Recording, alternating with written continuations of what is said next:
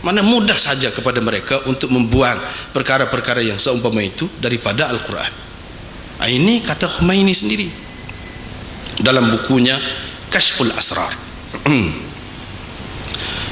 Artinya Quran sudah diragui, tidak boleh dipercayai lagi. Itu maksud mereka. Apabila Quran tidak boleh dipercayai lagi, sekarang ini kita nak rujuk kepada apa? Rujuk kepada kitab-kitab dia lah. Itulah yang dia mau.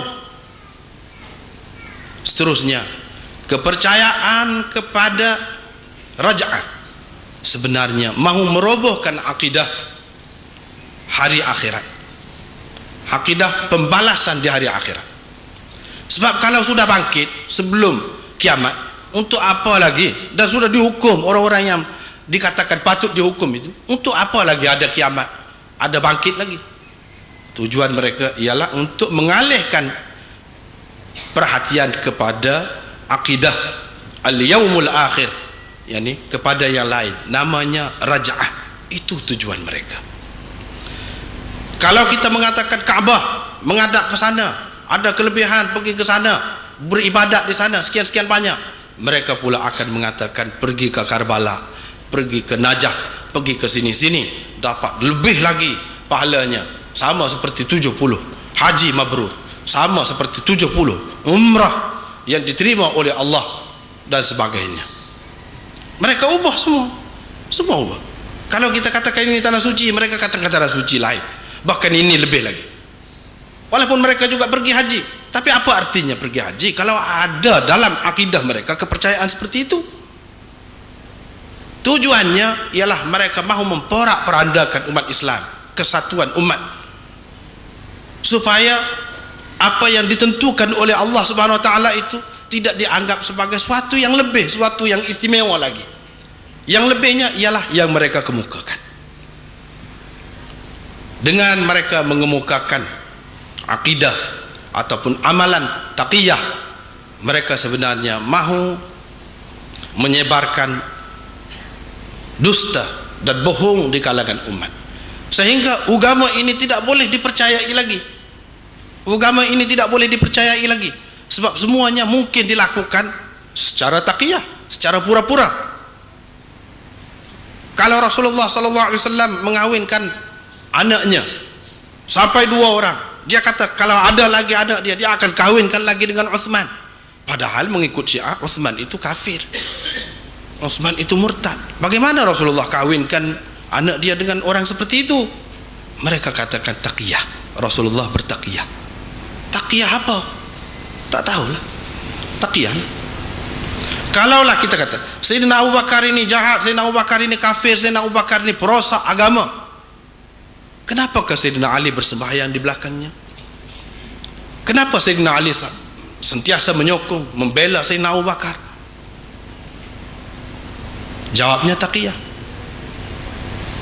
Kalaulah Sayyidina Abu Bakar ini tak betul, kenapa Sayyidina Ali berbai'ah dengannya? Mereka katakan itu pun 6 bulan. Iyalah kalau 6 bulan, kalau setahun pun bai'ah juga. Kenapa bai'ah? Tak payah bai'ah terus sampai Abu Bakar mati. Dia kata itu semua taqiyah. Kenapa Sayyidina Ali mengawinkan anaknya dengan Umar? Sayyidina Umar adalah menantu juga kepada Sayyidina Ali. Mereka kata taqiyah. Sayyidina Ali telah berpura-pura. Kalau begitu semua agama ini pura-pura. Sebab itulah dikatakan dalam kitab-kitab Syiah disebutkan inna tis'ata a'syarid din fit taqiyah.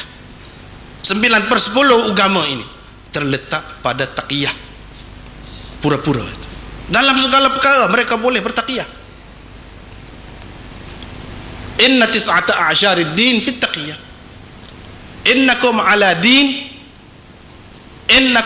din man katamahu a'azzahu Allah wa man adha'ahu adhallahu Allah. Itu kata mereka. Kamu mengikut agama yang mana kalau sesiapa menyembunyikannya, Allah akan memuliakannya. Kalau menyebarkannya, Allah akan menghinanya. Jadi agama macam mana yang boleh kita terima macam tu? Agama yang perlu disembunyikan, tidak perlu disebarkan, tak boleh disebarkan. Kalau disebarkan salah. kalau disebarkan akan dihina oleh Allah. Adakah agama yang seperti ini boleh dipercayai? Adakah Islam yang telah tersebar dengan begitu meluas dan begini ramai pengikutnya sekarang ini, tersebarnya secara sulit, secara rahasia-rahasia, secara pura-pura begitu, sampai begini ramai? Tentu sekali kita mengatakan tidak. Sebab apa? Sebab Islam yang tersebar, yang disebarkan ke serata dunia ini ialah Islam Ahlus Sunnah wal Jamaah. Mereka tidak pernah berpegang dengan amalan ataupun akidah taqiyah seperti yang diamalkan oleh Syiah. Tujuan mereka ialah untuk menyembunyikan hakikat agama mereka yang palsu itu. Kalau dia nampak kata-kata Sayyidina Ali nampak sama seperti dengan Ahli Sunnah wal Jamaah, begitu juga kata-kata Sayyidina Husain dan lain-lain lagi sama seperti Ahli Sunnah, mereka akan katakan ini semua mereka ini imam-imam ini bertaqiyah. Kita tak boleh pakai itu. Sebab itu dia bercakap itu dalam keadaan pura-pura, yang sebenarnya bukan begitu. Kalau Sayyidina Ali misalnya dalam kitab Syiah sendiri, dalam kitab Istibsar disebutkan bahawa mut'ah itu haram sampai bila-bila, Sayyidina Ali menyebutkan dalam kitab Syiah sendiri, bukan dalam kitab Sunnah. Mereka kata itu Sayyidina Ali ucapkan sebagai taqiyah. Jadi bagaimana kita nak pegang? Yang mana satu dikata-kata Ali yang tidak taqiyah, yang betul dan yang tidak betul? Sebab kalau nak kita katakan itu taqiyah, boleh jadi yang sebaliknya itu taqiyah, boleh jadi.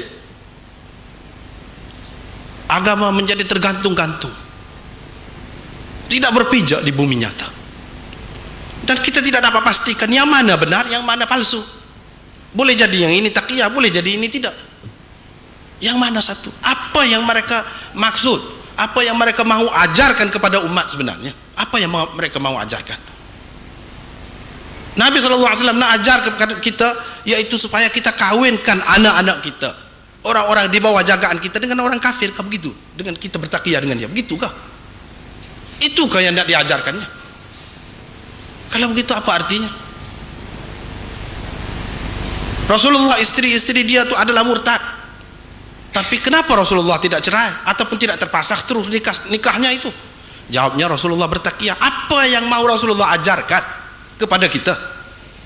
Apakah dia mau ajar kita supaya kita hidup sebagai dayus, walaupun istri itu macam mana jahat sekalipun, istri itu berzina dengan orang lain sekalipun, mengikut kepercayaan mereka, istri Rasulullah berzina dengan orang lain, tapi kita diam saja bertaqiyah? Itukah yang nak diajarkan kepada kita? Apa agama yang akan kita terima, yang kita akan dapati sekiranya kita menerima ajaran Syiah ini? Jawabnya tidak ada, bahkan sesuatu yang lain sama sekali daripada ajaran Islam yang selama ini kita kenali. Tujuan mereka dengan mengemukakan taqiyah supaya orang tidak yakin lagi kepada agama ini. Sebab mana kita tahu yang Rasulullah ajar ini takut taqiyah, bukan yang sebenarnya. Mana kita tahu? Begitu juga kata-kata Sayyidina Ali, perbuatan dia pun kita tak pasti juga. Padahal dia telah buat begini-begini, itu boleh jadi taqiyah. Yang mana satu nak dia pegang? Artinya apa yang dibawa oleh semua umat ini, salaf dahulu, sudah tidak boleh dipercayai lagi dan sudah dimasuki oleh unsur-unsur keraguan. Itulah yang mereka mahu sebenarnya. Itulah yang mereka mahu. Mereka tidak mahu Islam ini berkembang dengan baik. Mereka mahu menyekat arus perkembangan Islam ini dengan mengemukakan satu perkara yang lain, satu agama yang lain, tetapi mereka berikan nama Islam juga untuk mengelirukan umat. Itu tujuan mereka. Begitu juga dengan mengemukakan amalan mut'ah apa semua ni, yaitu mereka mahu merosakkan keluarga, institusi keluarga Islam.